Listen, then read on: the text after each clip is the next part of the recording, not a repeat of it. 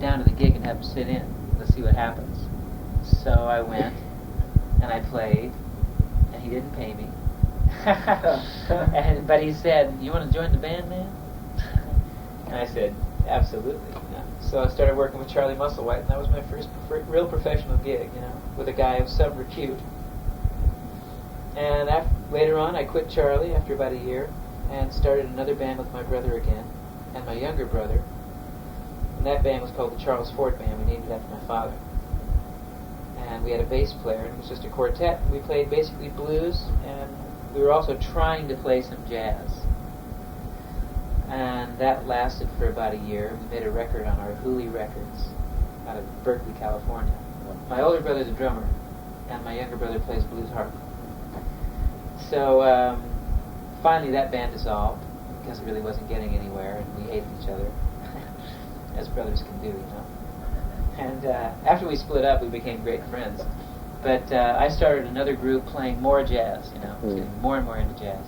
And about 2 months after starting that band, Jimmy Witherspoon, blues singer, came into this club that we were working and asked us if we'd back him that night, which we did. And after the gig, Spoon asked us to go to L.A. and be his group. So that was my first exposure to the Los Angeles music scene, working with this blues singer that I already admired and dug. So I came to L.A. for about a year and worked with Spoon, and then I went back up to Northern California and commuted back down to L.A. to work with Spoon, and we went to Europe for a while. Whereabouts in? We went to Germany. Yeah. A whole bunch of different cities in Germany. And we played in Paris, and we played in Vienna. Just hanging? Doing an interview. Oh, okay. I'll leave you alone. So that gig with Spoon lasted for about a year. Again, a year living in L.A. and a year commuting from the Bay. And right the day that I quit Jimmy Witherspoon, very day, I walked into the offices where we were both associated with, produced the management company, and I got a phone call while I was there from Tom Scott asking me if I wanted to join the LA Express and go on the road with Joni Mitchell. And I said no. And he said, well, why don't you just check it out? Take a listen to the music and maybe come down and play. And I said, well, okay. Why did you say no? Because I wanted to go back to the Bay Area and work on my own music. Oh, I see. I've been trying to do that for years. I keep getting pulled away. So, you know, Joni Mitchell really didn't mean much to me at that time. And Tom Scott I'd never heard of. And nor had I heard anybody else in the band, except for Roger Kellaway, who was not on the record, but he was the piano player who started the road tour in 1974. So I said, okay, sure, come on over. You know, so the next day he came over with the LA Express's album and Court and Spark, neither of which were released at the time. And he played them for me. Didn't dig the LA Express record, but I loved Jones' record. And I dug it more and more as I listened to this. Man. And I kept zeroing in on the drummer, who was John Guerin, on her record, at his ability to compose while he played, you know. And so, what the heck, I'll go down and play, you know. And so I went down and auditioned, and I didn't even know it was going to be an audition. I thought it was just we're going to play. There turned out to be 3 other guitar players there, and it was an audition. I was going, man, this isn't what I expected, you know. I didn't come down here to audition, you know.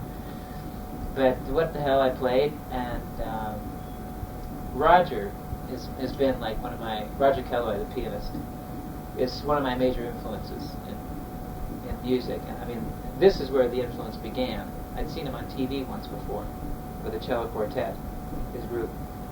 Cello, marimbas, percussion, upright bass, certamonico, and Roger on acoustic piano.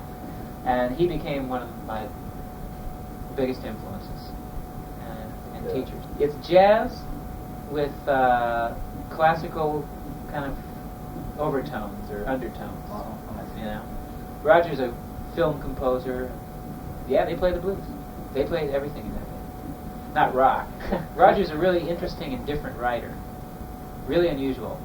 And his record is a record called Come to the Meadow, which is out of print, hard to find. It's one of my all-time favorite records. Beautiful, incredible record. So anyway, I decided to join the group, and so we went on the road for a year. And I met George Harrison on the road with Joan when we were in London, and he asked me if I'd do his tour, which was coming up soon, the end of the year. So after the tour with Joan, when was it? Can you... 74, Yeah. November and December. So after the tour with Joan, the LA Express went into the studio and recorded an album, the Tomcat record. And then after that, I immediately went into rehearsals. Tom and I went into rehearsals with George. We rehearsed for a couple of weeks and then went on tour for a couple of months.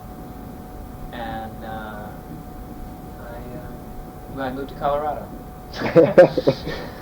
How did you cope with it? You know, kind of mentally. Did you? Very badly. Yeah. Yeah, it was a very hard time for me. I was 21 or 20.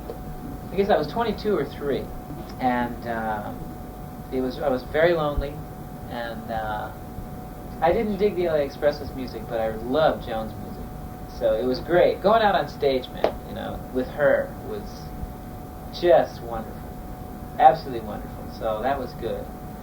George was a very unorganized thing, and he was in poor health, was hoarse, and he wasn't taking care of himself out there on the road, and so we were never really very good. We got bad reviews, and it wasn't really any fun,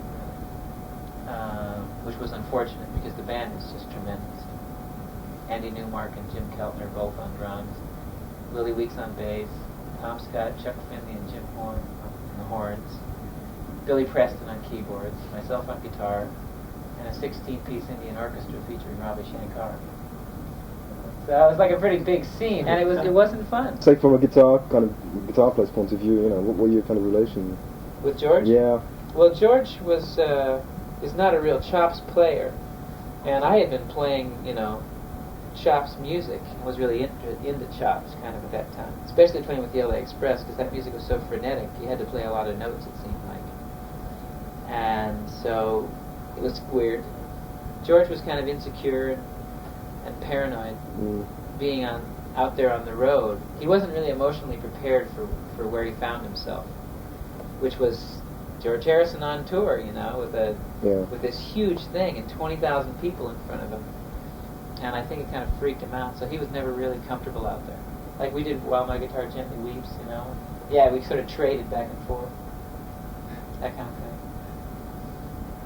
And it was weird. It was strange. So you went to England. Did you meet any other? Did you meet Clapton, all those guys over No, there? I never met any of those people. Never met any of the English people. I met Ringo. He came to a gig at the Roxy one night.